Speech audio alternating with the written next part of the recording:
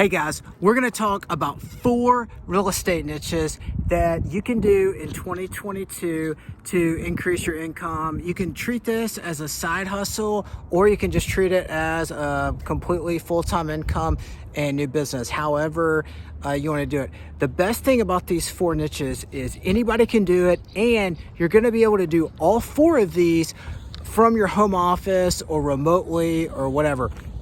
I typically like dirty jobs. That's where, gutter cleaning or like septic repair, something just dirty and ugly that most people can do. But that's capital intensive. Not everybody can do it, obviously. And it requires a lot of some investment up front and stuff like that. So I thought I'd switch it up with these 4 niches. Now, these niches, I'll tell you ahead of time, are very specific, very niche. You're gonna have to do a little bit of homework to learn about it, but it can also be very lucrative. Okay, let's get started. The first one, cost segregation studies. So check it out up above me there, some apartments. You get to depreciate those per the IRS guidelines over, something like 27 and a half years or something like that. And however, you've got things like appliances and just furnishings, things like that you've invested in, those chairs up by the pool. Obviously, those aren't making it 27 and a half years. So apartment owners hire, typically their CPA does it, but here's the thing, CPAs don't like to do this, right? They like to charge for higher price things like your taxes or an audit or things like that. So it's this weird niche in accounting that somehow nobody likes to do because it's just something else to do that's not their core focus, right? So this gives you the opportunity to do that. These minimums start out at a couple $1,000s, so it's very lucrative, and I highly recommend you check it out. All right, the next one, we'll stick with those apartments up there because some people are renting those out. They've signed a long-term lease, but then they're Airbnb-ing them. So when you're Airbnb-ing, you're taking advantage of the arbitrage. How do you manage that? Well, you can hire a manager, and you can be the remote manager. So my wife and I have a cabin in Blue Ridge. Does great.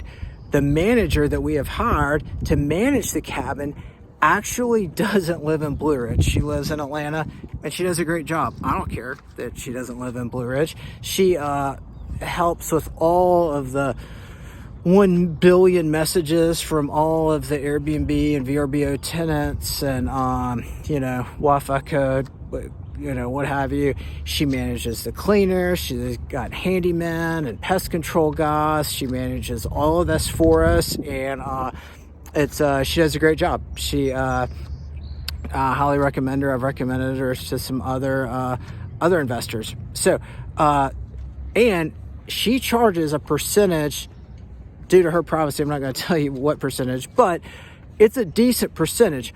And if a cabin, like a cabin in Pigeon Forge, can make like $100,000. So let's just, if you're charging 20%, one cabin, that's $20,000. That's an amazing part-time income that you can do everything from your iPhone.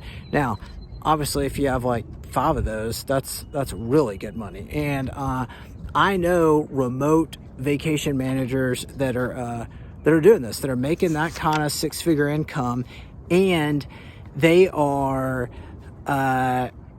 they're making that good income. They're also upcharging for additional services like interior design, helping with moving, things like that. Some of that they charge for, some of it they don't, but it's just a better relationship for your owners. And I think it's a great niche that anybody can do. All right. The next one is, let's do rezone assistant. Okay. So when you're looking at, so I'm obviously looking at lots all the time, raw land, and 9 times out of 10, it needs to get rezoned. And again, kind of back to our first thing,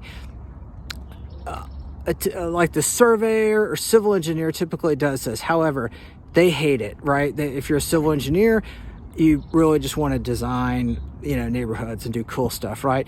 if you're a surveyor, you want to be out in the field, you don't want to be standing in front of city council getting yelled at or whatever.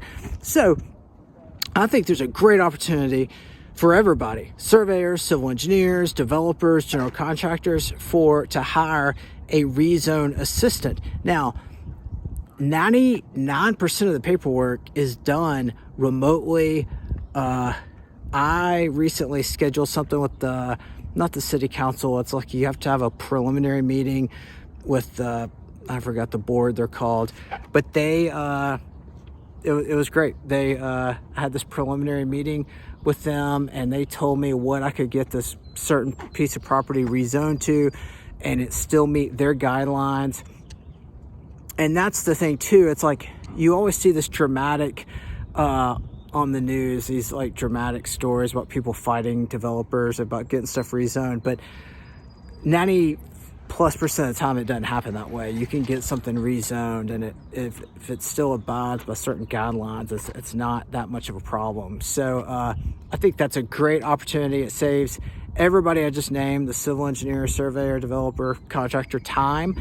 So therefore you're able to charge for that, and charge decent money. All right, the last one, fourth one. It's the best one. Ready? Flood recertification. So I'm walking slow, talking too much. So buying a property in a flood zone is a huge deal. It is a horrible, flood insurance is super expensive. It's mandated by the federal government. It's a big deal. Here's the problem is all flood zones and flood insurance, all this stuff is ran by software.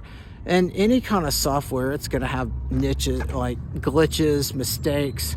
So you can't see it, but back here is a dock. So these docks are attached to these townhomes.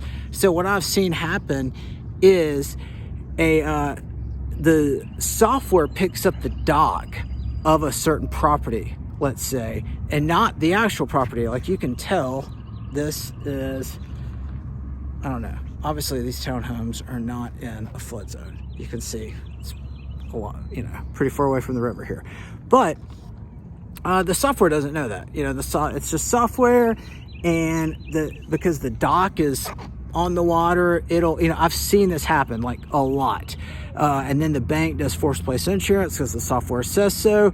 And this is just one scenario. There's tons of scenarios where even, let's say something legitimately I recently bought some land and it was in a flood zone, but it's in a flood zone by about like 3 inches or something. So I'm having all my friends that have extra dirt go dump dirt there. I'm in the process of getting it. So you have to, obviously, for my situation, you have to get dirt in there. You have to get it resurveyed. Then you have to file what they call a LOMA with FEMA, and then they give you something that gets you out of the flood zone. Now, all that obviously is a process. It takes time, and therefore that's your opportunity to make money with it. A lot of people, with all of these niches, it's saving people time, right? So like most people just don't go through the process. It's too much headache. They already got other things they're doing. So, but for me, it's going to turn it into a non-economic project to an economic project. And you can do that with anything. So therefore it's going to increase the value of the land. Same thing with the rezoning assistant. It's like you're going to be able to attach real dollars if you get something rezoned from agricultural use to building apartments or something on it. It's going to have, huge value attached to that. So I hope this was super helpful. I may or may not do one of these, or get my kids to do one or something. I don't know. Let me know what y'all think's the best one in the comments. Hit like and subscribe. Thanks.